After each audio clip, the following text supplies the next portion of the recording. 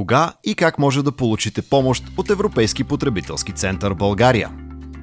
Ние може да съдействаме, ако вие сте физическо лице, живеете в България и имате проблем с търговец зад граница. Седалището на дружеството, откъдето сте купили стока или услуга, трябва да е в друга държава от ЕС, Исландия, Норвегия или Обединеното кралство. Ако имате проблеми с българска фирма, може да се свържете с Комисията за защита на потребителите. Ние можем да започнем преговори с търговеца едва след като вие вече сте писали на компанията и не сте получили съдействие. Или търговецът не ви отговаря. За съжаление, не можем да ви помогнем, ако вие действате като търговец или имате спор с друго физическо лице. ЕПЦ България не може да съдейства и ако компанията се намира в трета държава, например САЩ, Китай, Турция или Швейцария.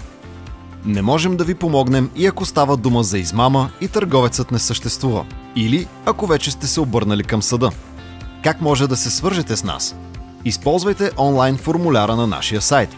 Преди да попълните формуляра, подгответе всички документи, необходими за обработка на вашата жалба. Трябват ни потвърждение за поръчка, фактура, доказателство за плащане.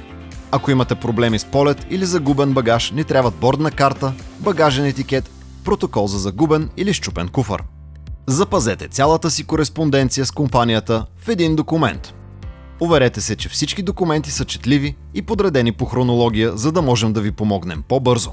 По възможност, направете ги в Word или в PDF формат. Когато описвате жалбата си, оставете емоциите настрани. Дайте ни точни дати, часове, суми, номер на поръчка или бордна карта. Посочете изрично какво искате от търговеца. Наименувайте файловете, които ще приложите. Минахте през целия процес.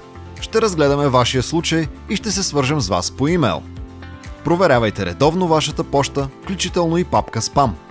Възможно е да ви поискаме допълнителна информация или документи в алтернативен формат. Правим го, за да можем да работим по вашия казус и е важно да ни ги предоставите. Не забравяйте, че нашата мисия е да ви помагаме, но ние също се нуждаем от вашето съдействие.